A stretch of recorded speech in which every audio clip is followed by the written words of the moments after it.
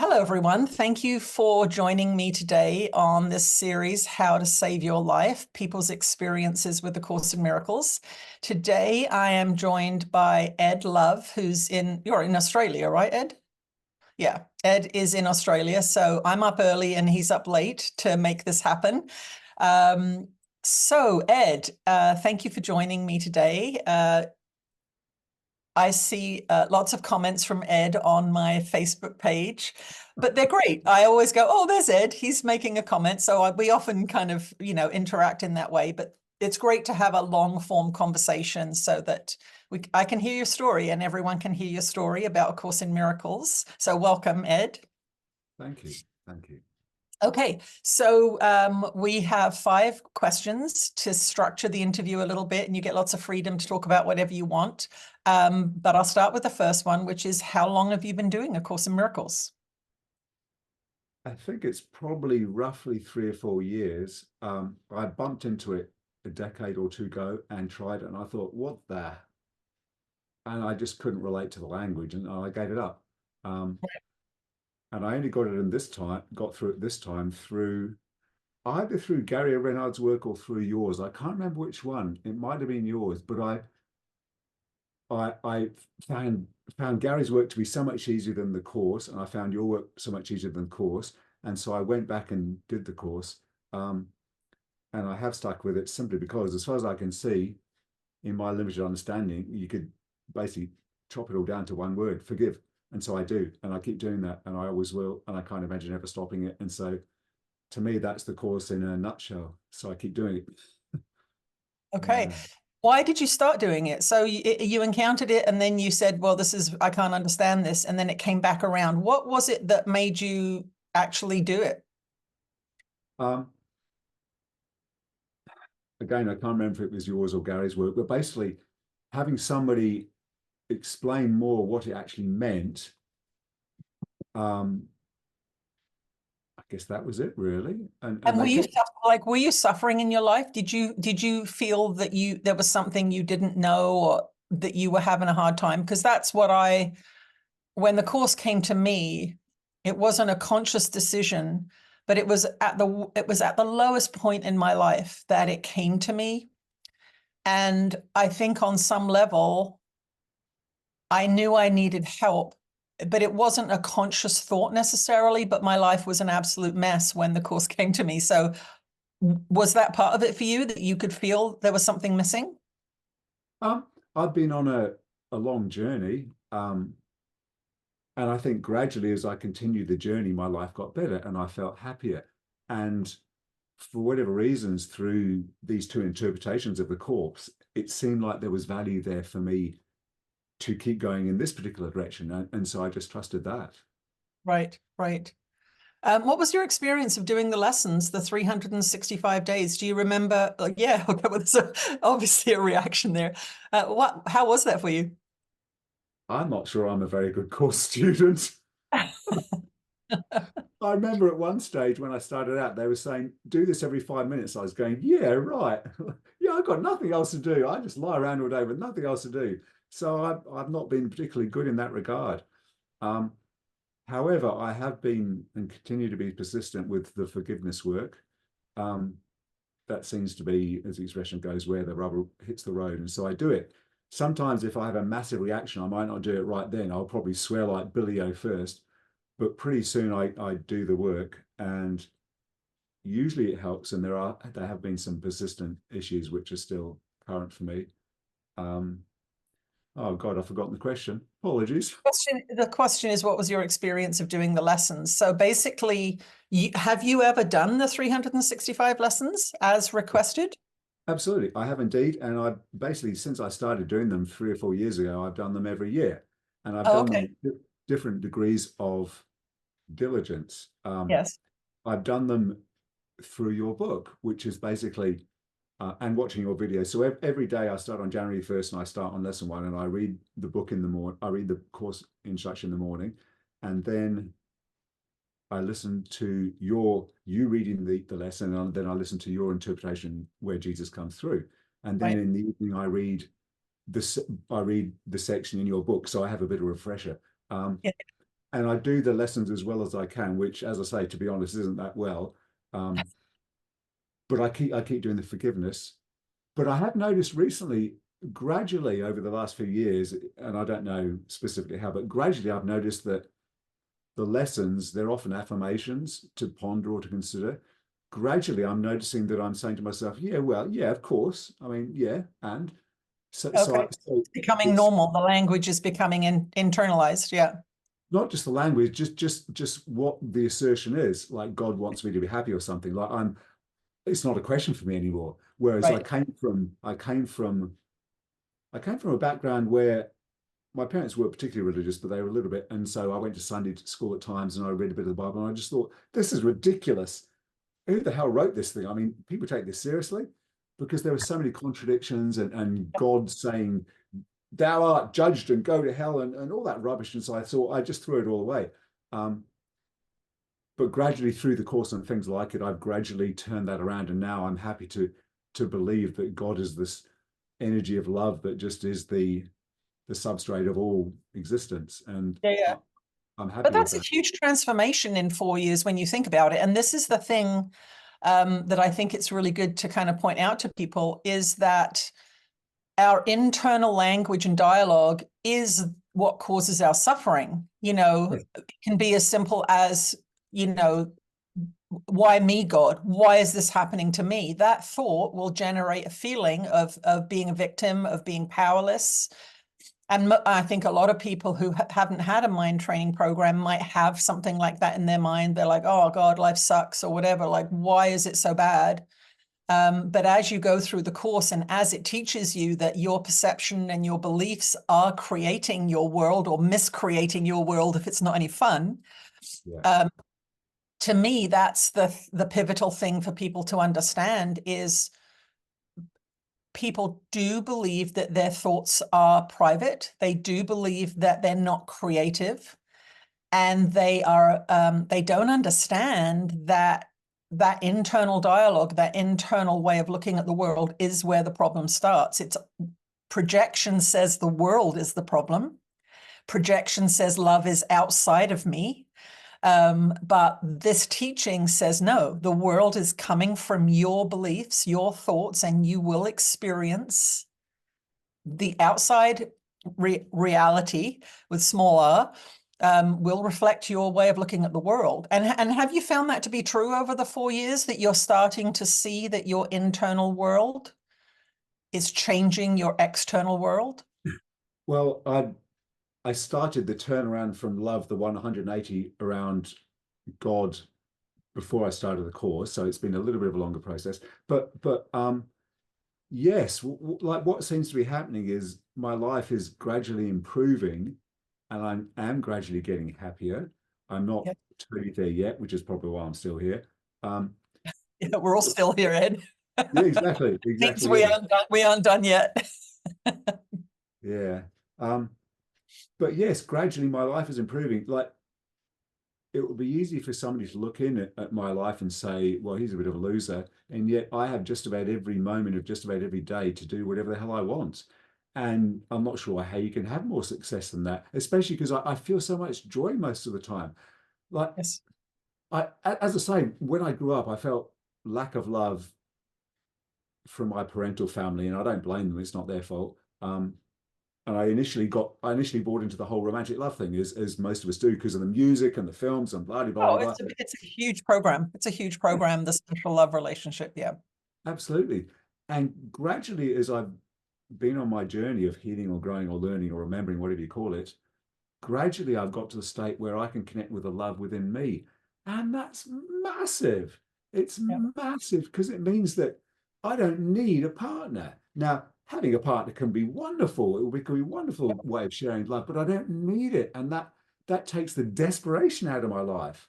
So Yeah. so I'm hugely grateful for that. Like much of the time recently in the morning, I just get up and stand outside in my shorts and just bask in the sun and watch the birds and listen and just bask with absolute delight. And yeah, so basically my life is getting better in the external way, and also I'm feeling better internally overall. Well, as Uh, we know, you can be in a beautiful place, and if your mind is messing with you, you don't see the beauty, you don't feel happy. I've had that experience. Maybe it was like 12 or 13 years ago. And it was a special relationship man thing. And I was in the Bahamas and I had this terrible experience. And I remember being on the perfect tropical beach, the turquoise blue sea, the water, the palm trees. And I was in mental hell. And I remember thinking, it doesn't matter where you are when you're in this place of mental anguish. You can't yeah, see the beauty. And I think yeah. what you're saying, that simple thing of getting up in the morning and just being able to happily appreciate your environment, that's a thing not everyone can do. Yeah, and we used to Hugely not be grateful. able to do it, right? Because Absolutely, the absolutely. our internal world was so choppy.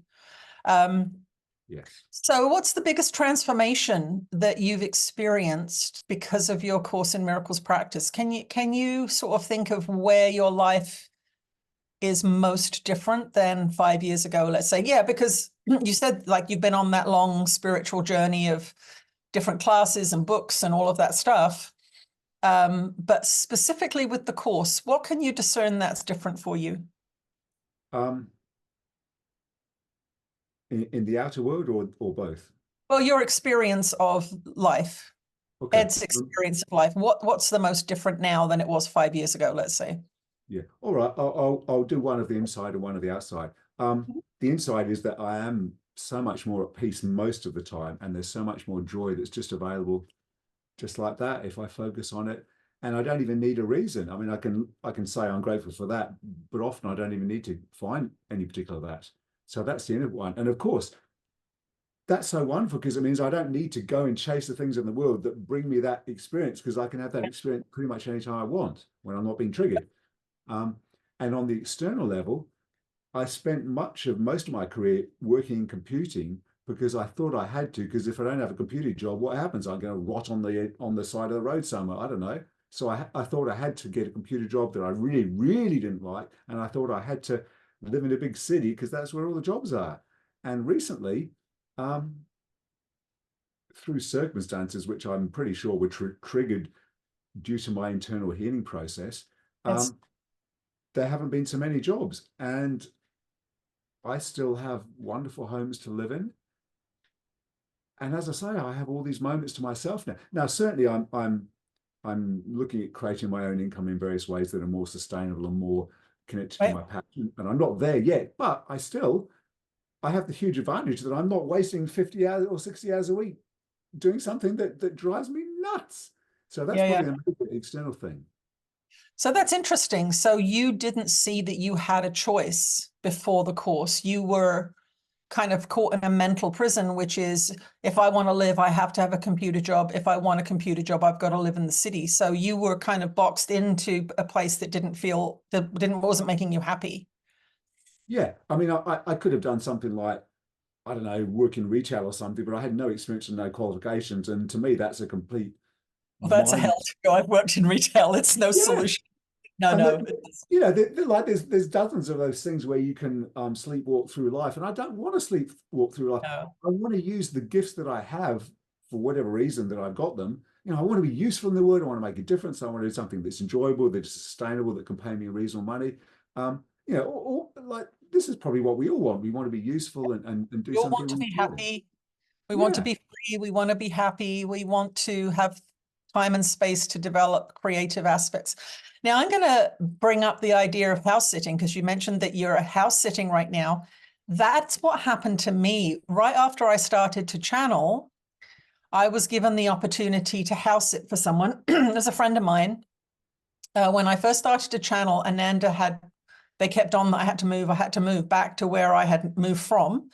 And I told my friend that I had to move, and she had channeled back in the 80s, so she understood what was happening. So she said, well, come and stay with me. She had a 2-bedroom house on Salt Spring Island here. And shortly after I got there, her daughter went into premature labor and she had to leave. And I ended up having her house for like 3 months by myself with no rent. So I was introduced to house sitting. And Ananda had told me that they didn't want me to have a job. So I was trying to find a way to live without having a job. And by a job, they meant like a full-time, all-consuming thing. Um, the week I moved back, a part-time position came up doing some sewing, which was perfect. It was like 2 days a week or something. And then with the house sitting, it was enough just to buy food. Like I didn't have my dog at the time. And so there was this, I think it was about 10 months or so that I house sat. And what it gave me was freedom from this work thing that we all have to deal with, right? This, I've got to make money. I need to make, well, and now you've got to make thousands and thousands of dollars a month just to survive with inflation. So can you talk about how the house sitting has helped you with this income work situation? Because in my experience, that was a real gift from spirit to introduce me to house sitting. It meant I had freedom. And of course, with that freedom, I channeled the books because that's all I was doing for the first 5 years of my channeling, right? So can you explain your experience with that a little bit? Yeah. Many, many years ago in the past, I don't know exactly when, I bumped into house sitting. I thought, well, that's a nice idea. But I didn't really fancy the idea of moving every few weeks. And what are you doing between the sits? Hell, I don't know. How can that work? So I didn't really bother. But roughly 4 or 5 years ago, I was living in Australia and I had some calling to go to Europe for some reason. I don't really know why, but I just trusted it. I went to Europe and I had 6 months where I spent almost exactly 2 months in England, Spain, and the Czech Republic. And I don't know why, but I really felt like it. And then when I came back, I put the feelers out in Australia with all my friends and said, does anybody have a room, etc. I stayed with a dear friend for a while. And then after that, I thought, oh, house sitting, maybe house sitting. It's going to cost me $100 to join the site, but rent is, that's less than a week's rent. Nothing. It's nothing. Yeah. Yeah. So I thought, well, let's take a risk. What's the worst that can happen? I'll lose $100. And I gradually got into it, and I started out by putting some references from previous landlords, and also I've volunteered in pet shelters. I've lived with a woman who looked after lots and lots of pets, and so I pulled all these things up, and gradually a few people got in contact, and I got started, and then I started collecting references on the site. So now, Yes. whenever anybody looks at my profile, they can see I've got lots of 5-star ratings, and they can read all Yes. of. And so now I'm very lucky and very grateful that people come to me and they say, hey, g'day, Ed, we saw you, just the kind of guy we want to look after your cats. Will you do it? And if Yeah. I'm available, I will. Yeah. Um, Yeah. so it's a massive gift because basically there's no rent, there's no rates, there's no mortgage, there's no utilities. And the Yeah. owners are delighted and grateful. The pets are happy because they don't have to move. The owners don't have to put them in a shelter where there's no, where their owners aren't there and there are all these unusual dogs or cats. And Yeah. Yeah. It's very stressful for them. yeah, and so it's been a So massive you gift. found, this isn't the reason I'm kind of poking at this a little bit is so often people have, they don't actually see how they can become more free Yes, yes. because that's kind of where you were. And it's interesting that you mentioned it was 4 or 5 years ago when you started the course, this idea started to come up, It going could to be. Europe. Well, it's an interesting coincidence, right? I'm That open, totally open to that. Yeah, Yeah, because as the course starts to work on your consciousness, it has to work with what you believe in at the moment to show you that what you believe is incorrect, because that's how it kind of it yeah, has to deal with where you are and the beliefs you have. And then of course, we're willing to change our beliefs because we're doing the course. We know our mind is being shifted. But for me, house sitting was a really amazing bridge between full-time. I was in full-time school actually when I started to channel, just when I first started to channel, and that being able to live but have all this time. So I was using 5 days a week to write the books. yeah. And you're using all of this time to, how are you using more of this free time that you're not working all the time? How's that looking for you? Like, what are you able to do that you couldn't do before? Um, well, firstly, I'll speak a little bit to the fact that ever since I got into computing, pretty much I've been trying to get out because it's all head stuff, and you've got to have 100,000 details in your head, and if one of them's wrong, it doesn't work, and you might have to stay late after work or weekends or overnight. Like, no, basically. And so I've been Yeah. trying to get out of computing as long as I've been in it. Yeah. And I studied as a life coach nearly 25 years ago, and I've not been able to create a sustainable practice, and it's been incredibly frustrating. These days I'm more at peace, but there's still a part of me that wonders, use me for God's sake, please use me. Right. I've got a few clues, I've got a few skills, I've got a few knowledge. Use me, and I'm much more calm and peaceful than I used to be, but I'm still wondering, why am I being used? And I don't know the answer. So there's still, that question still lives within me. So what I do with my time is I practice extreme self-care, and this probably sounds a bit funny, but I love whoever the hell shows up in front of me. Um, and it doesn't really matter who it is, a partner, a friend, somebody I've not met before. It doesn't really matter. So I'm trying to actually live what I keep saying that I believe in. Um, Right. so I do quite a bit of reading. Yeah, go ahead. No, go ahead.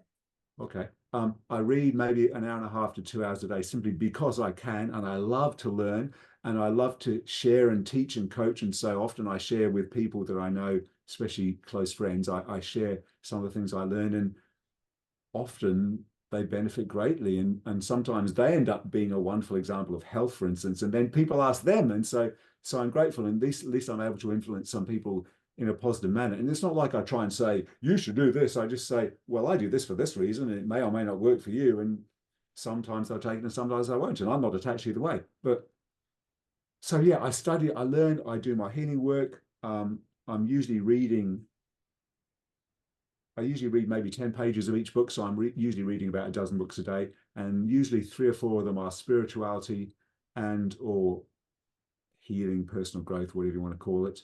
I'm always reading either one of your books or Gary's books. I'm always doing the course.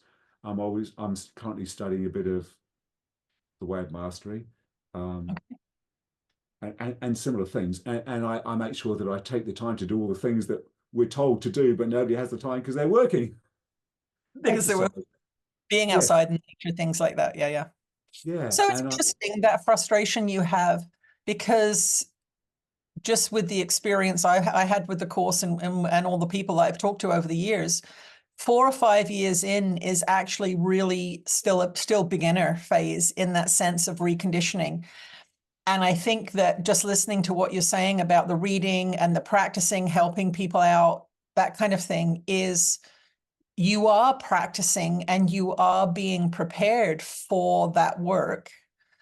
And it may just be at this 4 or 5 year stage that you're not quite ready for it as a way of making a living yet. Because when I think about it, I started the course in 2002, and I didn't make any sort of living from doing the course or anything like that till 2013. So that was 11 years. That was 11 years. 2014, maybe even later, actually. No, it was later. It was 2015 or 16. So it was a long time. It was a long time before any kind of financial aspect came into it. And so I just throw that out there so that you can look at that frustration and think, oh, okay, you are actually learning like how to manage your time, how to look after your health, how to practice with people that you encounter, just because that's what I was doing too. I would take the course with me, where if I went to a coffee shop, for example, I would take the course with me. I'd have my coffee, read the course. And what started to happen was people would say, what's that book you're reading? And I'd tell them, they're like, can I sit down and talk to you? And I'd be like, sure. And the course teaching, that I was doing it before I thought of myself as a course teacher. It just started to be the thing that I did. And I think it's really good for people to hear that there's a timeline, because we are so dysfunctional usually when the course comes to us. It came to me at the worst time in my life. I was not in a position to help anyone. I couldn't help myself. I was in a bad way. And so I would say I'm in the remedial class, because it took me like a decade to kind of dig out of the hole I was in. It was a big hole. So I think it's really good to kind of keep that idea of timelines in. And this, the house sitting that you're doing is giving you the freedom to kind of test things, right? It's giving you the freedom and access to different people. You're going to meet new people. I think it's good because so many of us have my son calls it internalized capitalism. And it's the idea that we have to make money from everything we do. And we actually have trouble valuing something that doesn't bring us money and honoring it. I think with the course, it's so important to do your best not to monetize it in the beginning, because you are learning and you're reprogramming your mind around everything, your body, relationships, how you survive, what keeps you alive, all of those things. There's such a massive reprogramming going on that I think we actually need several / many years to come out of that fear-based, oh my God, I've got to work 40 hours a week or I'll die or I'll lose everything. You know, there's this fear that we are all indoctrinated in, right? So it's kind of interesting to see that timeline where you're expanding into peace.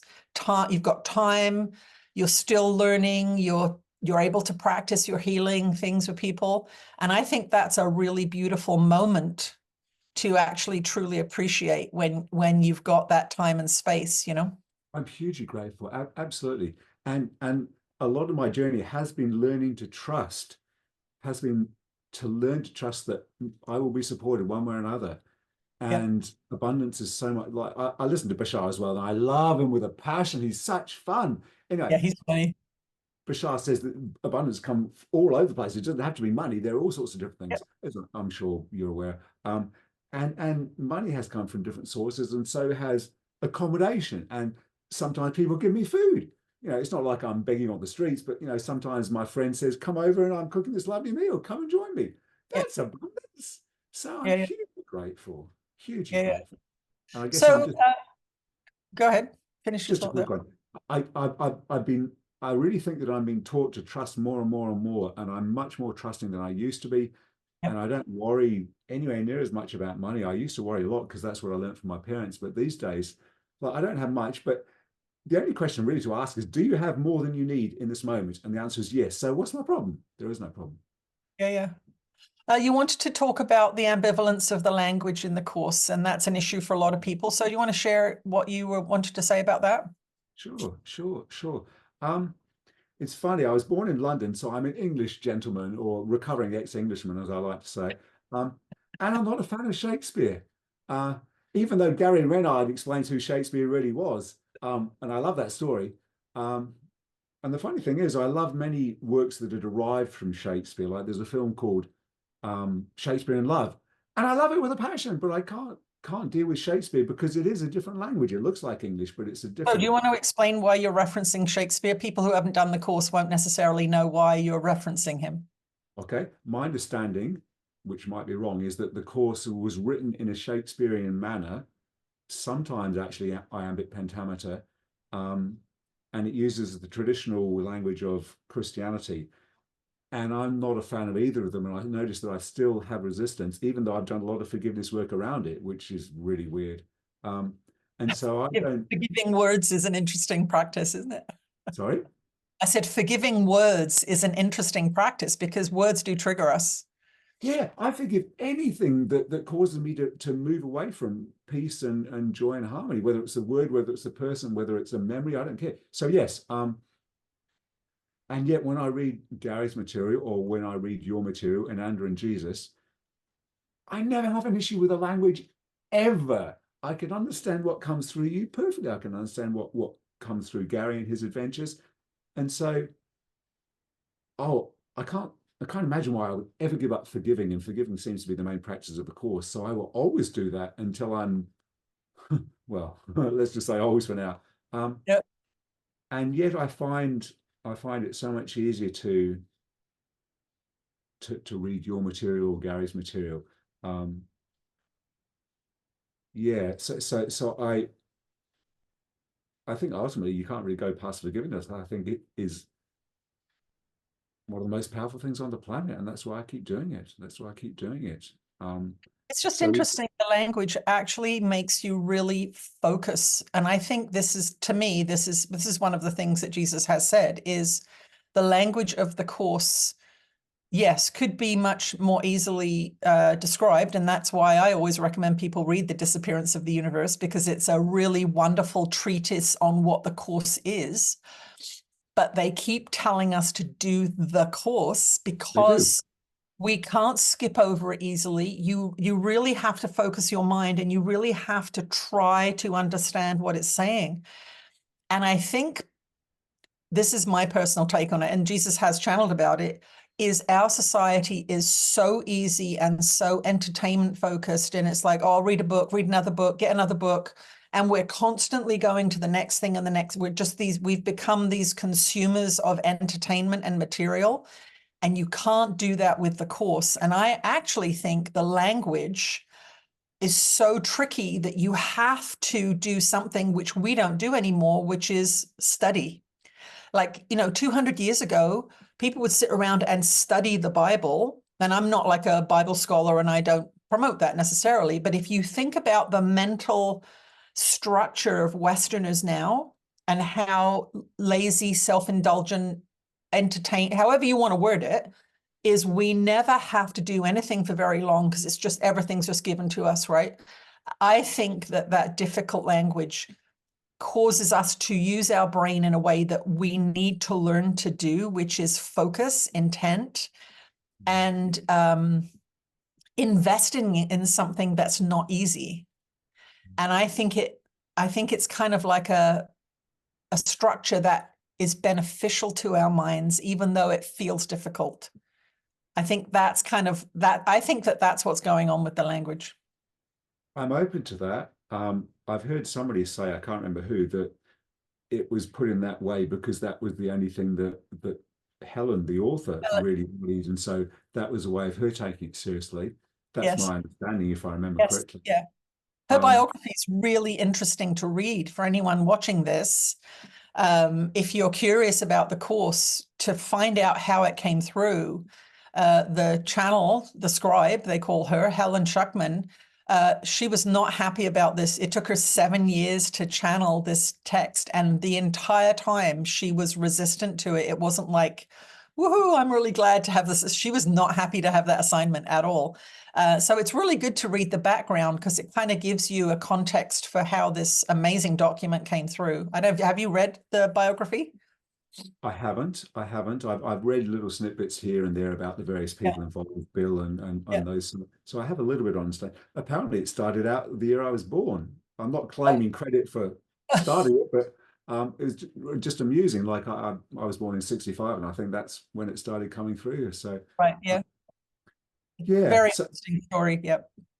Yeah. What do you think the course is? Sorry. What do you think the course is actually? Like, you're familiar with it, you've spent time with it, you're practicing it. What do you think it is? Like, what do you think it is? Why has it come to us? Why is it in our lives? Okay. Part of my answer is going to be what I've heard elsewhere, but this is my best integration and understanding at the moment. I think it's basically to help us realize that our thinking creates the world. So as in the world is a mirror, and our thinking is being seriously stuffed up deliberately. And people can argue about the motivation for that. But anyway, we've been taught a lot of stuff that isn't true. And if we've been taught stuff that isn't true, then we are creating a world that doesn't serve us or any other beings. And so I think for me, the course is helping us understand that, and then helping us debug our beliefs really, and let go of beliefs that don't work, and take on beliefs that represent reality more. Oh, reality, yeah.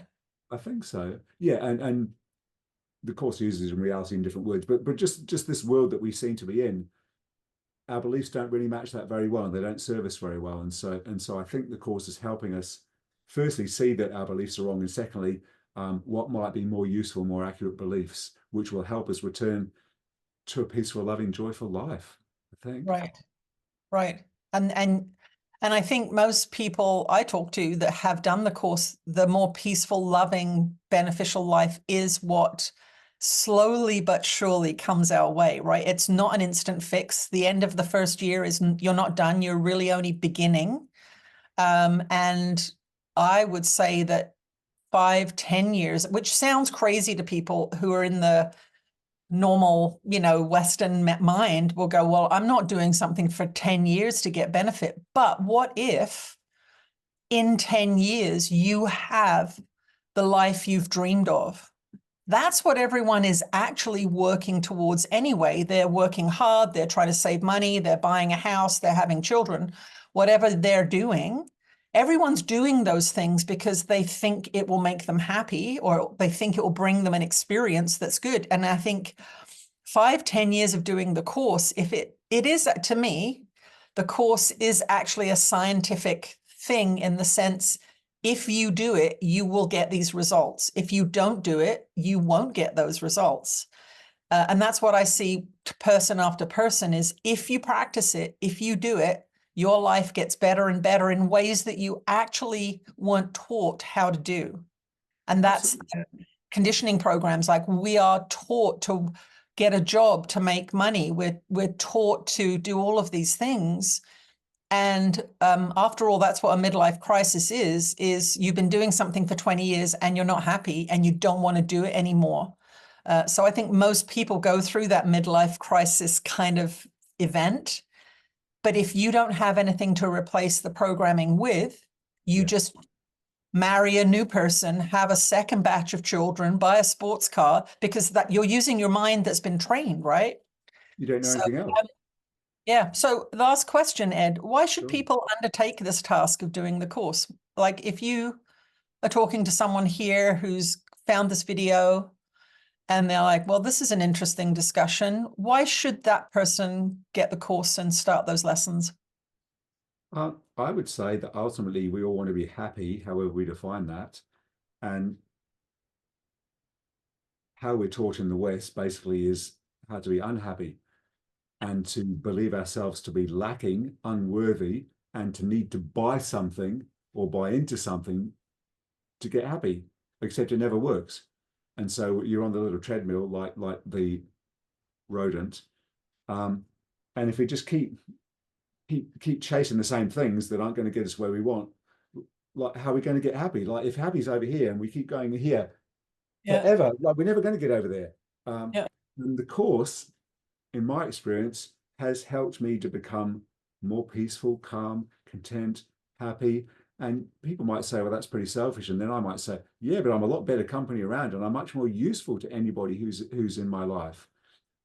Before, I was a bit of a miserable bug and I was always stressed out, seek, work to my plan, work hard. Whoa. It never worked, and I wasn't much company, and it was a miserable life. And that's not living. That's not living. And so if you, the viewer, think maybe my life isn't quite as good as I thought it could be, well, try the course. And I would actually highly recommend reading Tina's work at the same time, because that is, for me and many other people, easier to understand. So it's a good combination.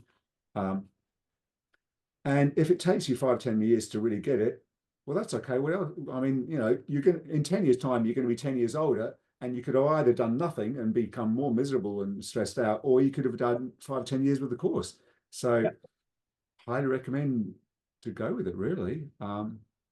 Because it's a funny thing. You don't end up with, if you started today and you've got all these plans of a life you want to create, in 10 years' time, you probably won't end up with exactly that life, because that life would have probably been really stressful and wouldn't actually been particularly fulfilling. But you'll end up, your desires will be reshaped around a sustainable, joyful, satisfied life of great, what word would I use?